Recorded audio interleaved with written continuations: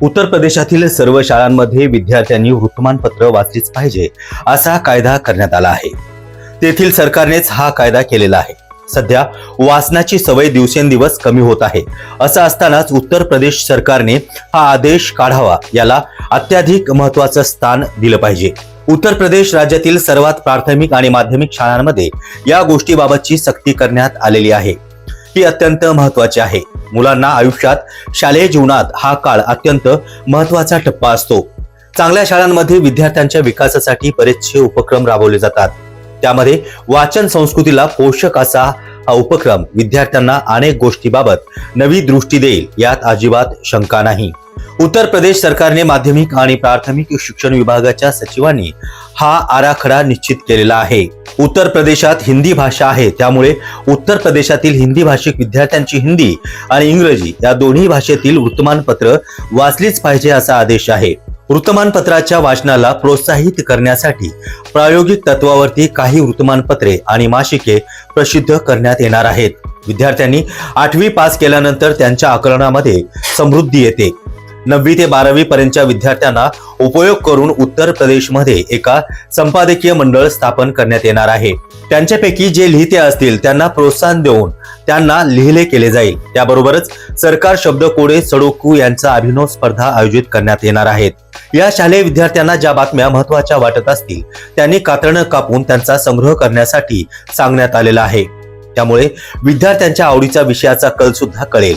या आगळ्या वेगळा निर्णय आणि ज्ञानवर्धन करण्यासाठी आणि खऱ्या अर्थाने वाचन संस्कृती वाढवण्यासाठी प्रोत्साहित करणारा आहे.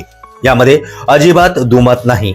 शालेय जीवनात लागलेल्या वाचनाच्या सवयीचा आणि वाचनाच्या छंदाचा सर्वच विद्यार्थ्यांना MPSC UPSC सारख्या स्पर्धा परीक्षांसाठी प्रचंड उपयोग होईल, हे आम्ही सांगण्याची गरज नाही. विद्यार्थ्यांची ज्ञान संपदा आणि शब्द संपदा वाढावी म्हणून जे जे शब्द कठीण असतील त्या शब्दांचा अर्थ नोटीस बोर्डवरती लावण्यात येणार आहे. वाचन संस्कृती लोप पावत असताना अशा प्रकारचा विचार करणे बौद्धिकता आणि ज्ञान संपदा वाढवण्यासाठी प्रचंड उपयुक्त ठरणार आहे. उत्तर प्रदेश सरकारने विद्यार्थ्यांना केवळ अभ्यासक्रमातील पुस्तकं वाचण्याऐवजी इतर पुस्तकेही वाचली पाहिजेत आणि त्यासाठी प्रोत्साहन देण्याचेही ठरवण्यात आलेलं आहे. जे विद्यार्थी उत्तम वाचक असतील त्यांना निवडून प्रशस्तीपत्र सन्मानपूर्वक देण्यात येणार आहे. त्यावेळी पुष्पगुच्छाऐवजी पुस्तकांचे संच भेट देण्यात येतील. ज्या अधिकाऱ्याच्या डोक्यातून ही संकल्पना उदयास आली आहे तो अधिकारी नक्कीच अभिमानास पात्र आहे. प्रत्येक विद्यार्थ्याने रोज किमान 10 मिनिटं वृत्तपत्र वाचन केलंच पाहिजे. बातम्या तर वाचल्याच पाहिजे. त्याचबरोबर संपादकीय लेख आणि संपादकीय पानावरील विविध विषयावरती असलेले ज्ञानवर्धक आणि विविध विषयावरती विश्लेषण करणारे लेख विद्यार्थ्यांनी वाचायलाच हवे. त्यामुळे लहानपणापासूनच विशिष्ट पद्धतीची वैचारिक बैठक निर्माण होते, असं अनेक मानसशास्त्रीय तज्ञांचं मत आहे. जगातील बातम्या, देशातील बातम्या, आपल्या विभागातील बातम्या किंवा आपल्या जिल्ह्यातील आणि तालुक्यातील महत्त्वाच्या घडामोडी प्रत्येक विद्यार्थ्याने लहानपणापासूनच नोंद करून ठेवल्या पाहिजे. त्यासोबतच ज्या शब्दांचं आकलन होत नसेल त्याचा विशेष अभ्यास करावा आणि तो शब्द समजून घ्यावा.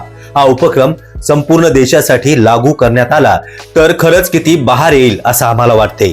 महाराष्ट्रासारख्या बहुश्रुत राज्याच्या अतिशय उच्च पदावरती काम करणाऱ्या अधिकाऱ्यांना अशा प्रकारचा उपक्रम वाचनप्रेमी महाराष्ट्रात राबवला पाहिजे असं आजपर्यंत का बरं वाटत नसावं, हा सुद्धा मोठा गणगंभीर प्रश्न आहे. आज 5वीचा विद्यार्थी 6वीत गेला की पुढच्या 2-3 महिन्यात त्याला 5वीत शिकलेला कोणत्याही ज्ञानाची आठवण राहत नाही. ही सत्य गोष्ट कटू वाटत असली तरीही परंतु हा आजवरचा अनुभव आहे.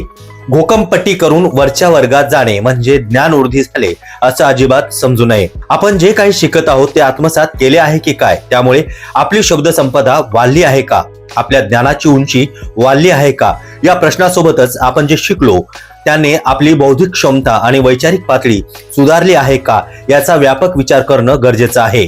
कोणत्याही परिस्थितीत खरेखुरे ज्ञान संपादन करण्यासाठी आपण काहीतरी केलंच पाहिजे. त्यासाठी भरपूर वाचलं पाहिजे, ही भावना प्रत्येक विद्यार्थ्याच्या मनात निर्माण झाली पाहिजे. आजकाल लहान लहान मुलेही मोबाईल वेडी झाली आहेत, कारण सध्या आई आणि बापालाही फुरसत नाही. त्यामुळे विद्यार्थ्यांच्या भौतिक विकासाऐवजी त्यांच्या मेंदूत नको त्या गोष्टी मोबाईलच्या माध्यमातून भरल्या किंवा भरवल्या जातात.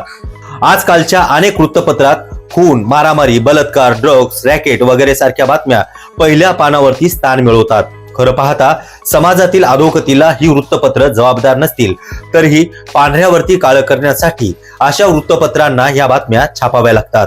कारण अशा बातम्या वाचणारा एक विशिष्ट वर्ग असतो. मात्र विद्यार्थ्यांसाठी एखादी वाचनाची योजना असेल तर आणि विद्यार्थ्यांनी वृत्तमानपत्र वाचन करायचे ठरवले तर यावरती बऱ्यापैकी अंकुश लागेल आणि सकारात्मक आणि विचारात्मक असे ज्ञानवर्धन करणाऱ्या बातम्या देण्याची गरज आहे हे कळेल. या गोष्टी वृत्तमानपत्रालाही कळतील. आजचे शालेय जीवनातील विद्यार्थी हेच भविष्यात राज्याची तसेच देशाची धुरा खांद्यावरती घेणारे भावी नागरिक आहेत.